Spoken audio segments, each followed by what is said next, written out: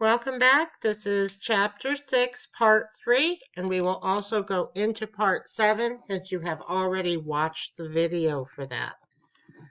Now, food that is reheated for immediate service can be reheated to any temperature if it was cooked and cooled properly. Food reheated for hot holding must be reheated within 2 hours to an internal temperature of 165. If you are reheating commercially processed and packaged ready-to-eat food to an internal temperature of at least 135. Now, you've already watched the DVD for Chapter 7, so we're going to go right into that. Guidelines for holding food. Now, this is all about the serving.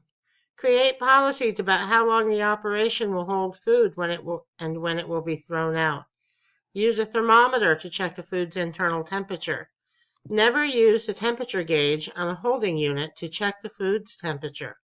Never use hot holding equipment to reheat food unless it is built to do so. Most will not pass food through quickly enough through the danger zone to at least 165 within the 2 hours. Reheat food correctly and then move it to a holding unit. Cold food can be held without temperature control for up to 6 hours if, and I do mean this is a very big if, it never exceeds 70 degrees during the service time.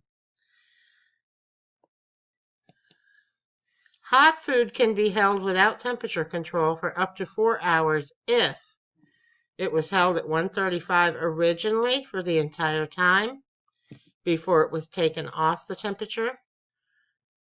It has a label specifying when the item must be thrown out. Okay, right on the food. And it is sold, served, or thrown out within 4 hours. Kitchen staff guidelines. Avoid bare hand contact food with ready-to-eat food.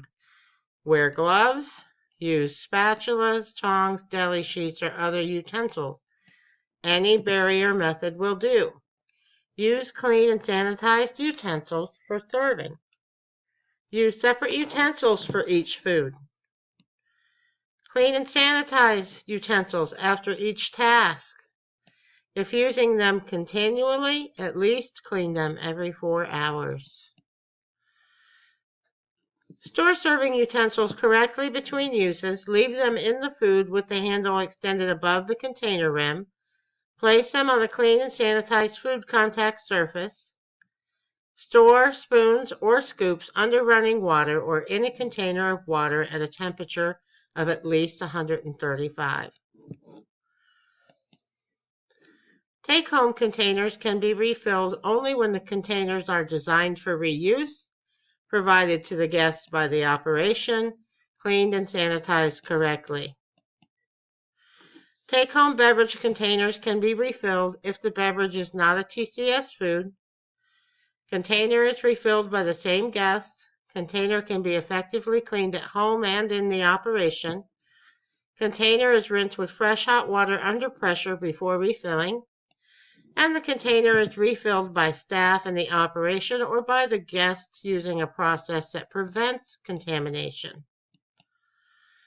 If you preset tableware, wrap or cover the items to prevent contamination. Table settings do not need to be wrapped or covered if extra settings are removed when the guests are seated, and the extra, if left on the table, cleaned and sanitized after guests have left. Condiments must be served in original containers or in containers designed to prevent contamination. Offer condiments in individual packets or portion, but never reserve uncovered condiments or combine leftover condiments with fresh ones. Throw away opened portions or dishes of condiments after serving them to guests. Do not reserve any food that is returned by one guest to another guest. Uneaten bread.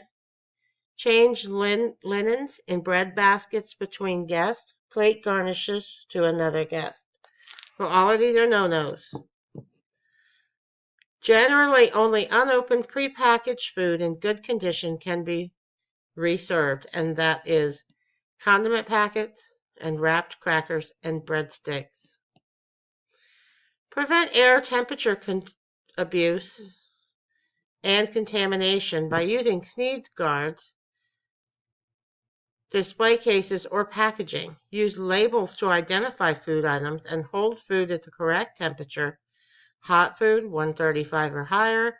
Cold food, 41 degrees or lower. Everything in between is called what? The temperature danger zone. TDZ. Prevent time and temperature abuse and contamination. Keep raw meat, fish, poultry separate from ready-to-eat food. Ready-to-eat food at buffets or salad bars that serve food like sushi or raw shellfish. Ready-to-cook portions that will be cooked and eaten immediately.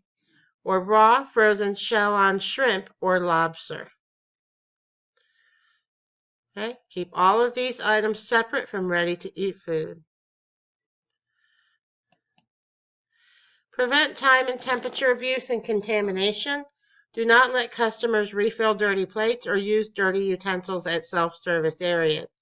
Stock displays with the current utensils for dispensing food, tongs, ladles, and deli sheets, and never use ice as an ingredient if it was used to keep food cold.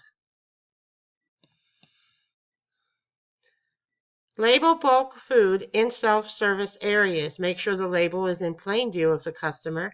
Include the manufacturer or processor label provided with the food. As an alternative, provide the information using a card, sign, or other labeling method. A label is not needed for bulk unpackaged food, such as bakery products, if the product makes no claim regarding health or nutrient content.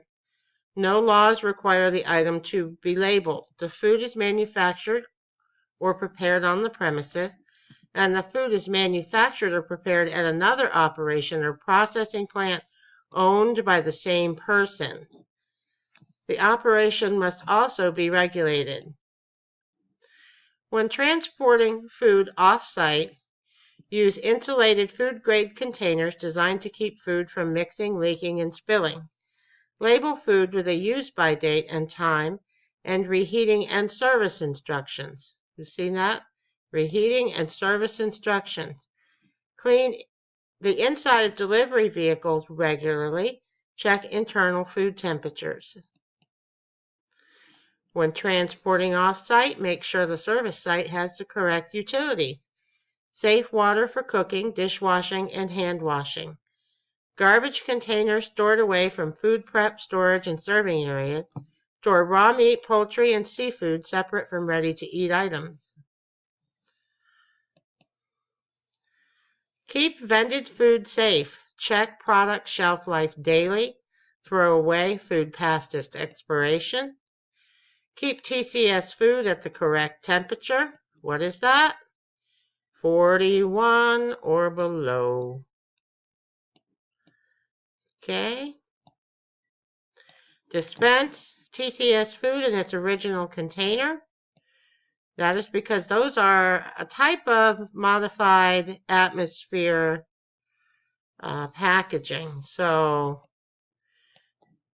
always the original container with labeling. Wash and wrap fresh fruit with edible peels before putting in a machine.